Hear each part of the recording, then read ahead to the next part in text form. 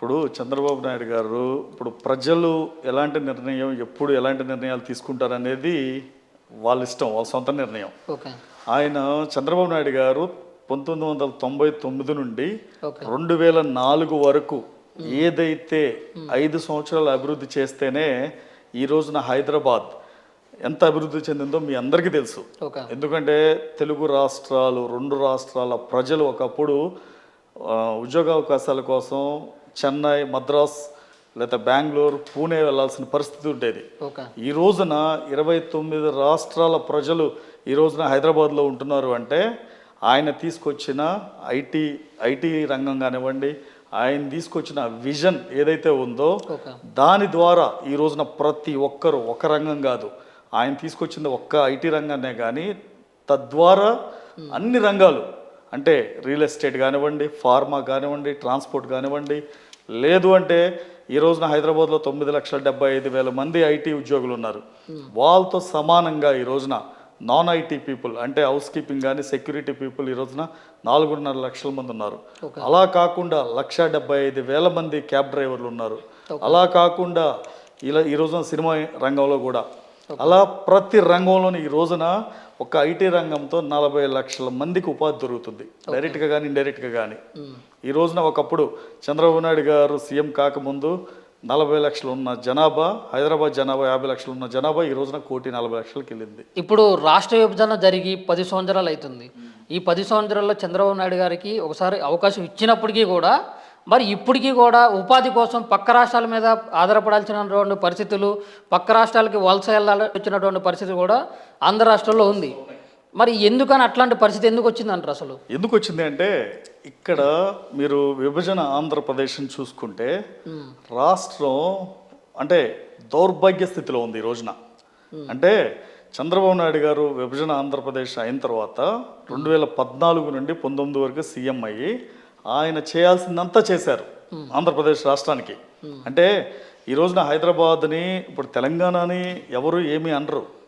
ఎందుకంటే విభజన జరిగినప్పుడు హైదరాబాద్ తెలంగాణలో భాగమైంది, తెలంగాణకు వచ్చింది. అది దాన్ని హైదరాబాద్ని విడగొట్టి ఆంధ్రాకి సగం తెలంగాణకి సగం ఇచ్చే పరిస్థితి లేదు. లేదన్నప్పుడు ఆ రోజున కాంగ్రెస్ ప్రభుత్వం రాష్ట్రాన్ని విభజించి ఆంధ్రప్రదేశ్కి ఒక రాజధాని లేకుండా పంపించారు బయటికి. ఓకే, ఆ క్రమంలో అమరావతిని అభివృద్ధి చేద్దాము, ఆంధ్రుల రాజధాని అమరావతి అని అభివృద్ధి చేద్దామని చంద్రబాబు నాయుడు గారు కంకణం కట్టుకుని అమరావతి రైతుల దగ్గర నుండి 33,000 ఎకరాలు, ఆ రైతులకు న్యాయం జరిగింది అన్న ఇప్పటికైనా 30,000 మంది రైతులు ఆ రోజున చంద్రబాబు నాయుడు గారు ఒక్క నినాదం ల్యాండ్ పూలింగ్ విధానంతో ప్రపంచంలో ఏ దేశంలోనూ జరగలేదు వరకు ల్యాండ్ పూలింగ్ విధానం. ఆయన చూసి ఆయన్ని నమ్మి రైతులు ఇస్తే అమరావతిని ఎంత త్వరగా ముగిద్దామో అంత త్వరగా చేద్దామని అని అనుకుంటే బ్యాడ్ లక్ ఏంటంటే 2019లో ఆయన ఓడిపోయారు. ఓడిపోయి ఒక రాక్షసుడికి రాజ్యాన్ని అప్పచెప్పారు. జగన్మోహన్ రెడ్డి అని ఒక బకాసురుడు, ఒక నరకాసురుడు ఆంధ్ర రాష్ట్రాన్ని ఈ రోజున అంటే ఆల్ఫాబెట్స్లో ఒకప్పుడు ఆంధ్రప్రదేశ్ అంటే ఫస్ట్ ప్లేస్లో 5వ ప్లేస్లో ఉండేది. చంద్రబాబు నాయుడు గారు ఉన్నప్పుడు 2వ ప్లేస్లో ఉంది. అలాంటి ఆంధ్రప్రదేశ్ ఈ రోజున అంటే బందిపోటు అనగానే బీహార్ అని గుర్తొస్తుంది. అలాంటి బీహార్ ఈ రోజున 5వ ప్లేస్కి వచ్చింది. ఆంధ్రప్రదేశ్ ఈ రోజున 20వ స్థానంలో ఉంది. అంటే ఈ రోజున జగన్మోహన్ రెడ్డి ప్రభుత్వ విధానాలు కానివ్వండి, ప్రభుత్వ వైఫల్యాలు కానివ్వండి, ఈ రోజున ఆంధ్రప్రదేశ్ని ఎవడు దిక్కు లేని స్థితిలో, దిక్కు తోచని స్థితిలో పడేశారు ఈ రోజున. అమరావతి పసిగుడ్డిని మీరు అధికార పార్టీని విమర్శించడం కాదు, అసలు ఒకటే చెప్తున్నా, ఇక్కడ ఇది రాజకీయ విమర్శ కాదు, జరుగుతున్న ఫ్యాక్ట్ ఇది. ఎందుకంటే గతంలో చంద్రబాబు నాయుడు గారు ఎన్ని కంపెనీలు తీసుకొచ్చారో 2014 నుండి 19 వరకు తెలుసు. ఆయనకు ఒక బ్రాండ్ ఉంది. ఈ రోజున నరేంద్ర మోడీ అనే ఒక ప్రధాని ప్రపంచ దేశాల చుట్టూ ఈ 10 ఏళ్లలో తిరిగాడేమో. ఈ 10 ఏళ్ళు కాకుండా గత 15 ఏళ్లలోనే చంద్రబాబు నాయుడు అనే వ్యక్తి ఒక బిల్ గేట్స్ని, ఒక బిల్ క్లింటన్ని ఆంధ్రప్రదేశ్ తీసుకొచ్చిన ఘనత అయింది. ఒక సత్యం రామలింగరాజుని బిల్ గేట్స్ పక్కన కూర్చోబెడితే అదే జగన్మోహన్ రెడ్డి ఇండస్ట్రీస్ని ఏం చేశాడు? జైల్లో కూర్చోబెట్టాడు. ఓకే, ఒక ఐఏఎస్ని ఏం చేశాడు?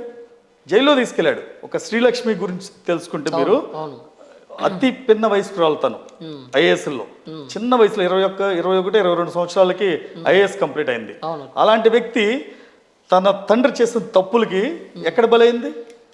జైల్లో ఊచలు లెక్క పెట్టుకుంటూ జగన్మోహన్ రెడ్డి అధికారం వచ్చిన తర్వాత బయటకు వచ్చి ఈ రోజున అక్రమ ఉబులాపురం మైనింగ్ కేసులో ఇరుక్కుంది. బీపీ ఆచార్య పరిస్థితి ఏంటి? ఎల్వి సుబ్రహ్మణ్యం పరిస్థితి ఏంటి? ఈ రోజున చంద్రబాబు నాయుడు గారి హయాంలో ఐఏఎస్లు కానివ్వండి, ఐపీఎస్లు కానివ్వండి, ఉన్నత స్థాయిలో ఉండి ఈ రోజున ఎక్కడో ఉంటే ఈయన హయాంలో ఐఏఎస్ల పరిస్థితి ఏంటి ఈ రోజున? అంటే ఒక విజనరీ ఉండాలి. విజనరీ లీడర్ చంద్రబాబు నాయుడు గారు, ప్రిజనరీ లీడర్ జగన్మోహన్ రెడ్డి. చంద్రబాబు నాయుడు గారికి అభివృద్ధి చేయటం తెలుసు, జగన్మోహన్ రెడ్డికి అవినీతి చేయటం తెలుసు. ఇద్దరికి నక్కకి నాగలోకానికి ఉన్నంత తేడా ఉంది.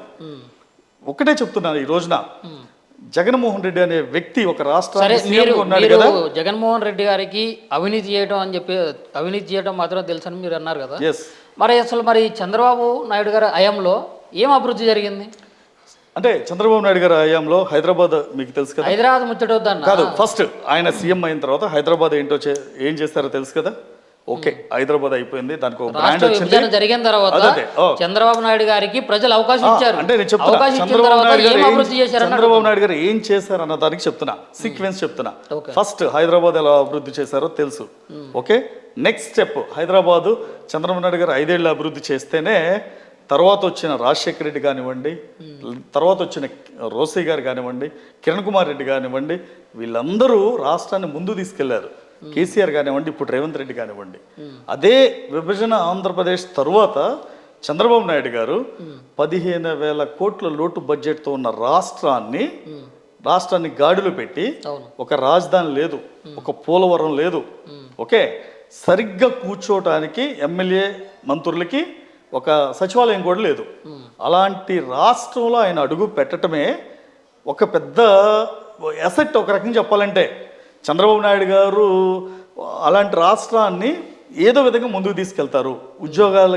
ఉద్యోగులకి జీతాలు ఇచ్చే పరిస్థితి లేదు ఆ రోజున.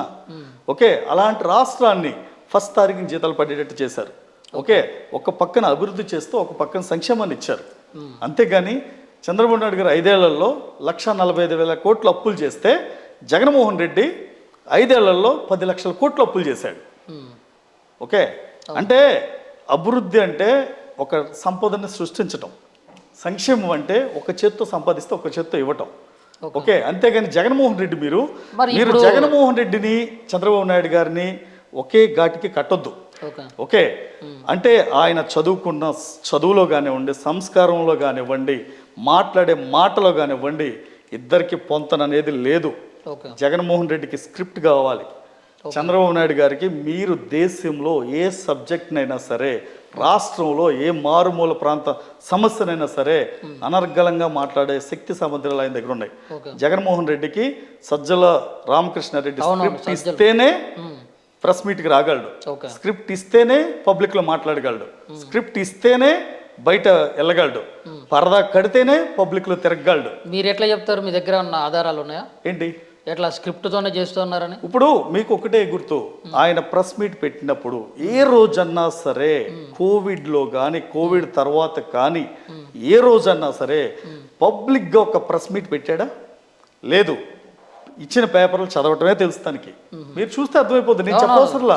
ఇప్పుడు నేను జగన్మోహన్ రెడ్డితో ఒక 6 నెలలు తిరగవసరం లేదు, జగన్మోహన్ రెడ్డి దగ్గర ఉండాల్సిన అవసరం కూడా లేదు.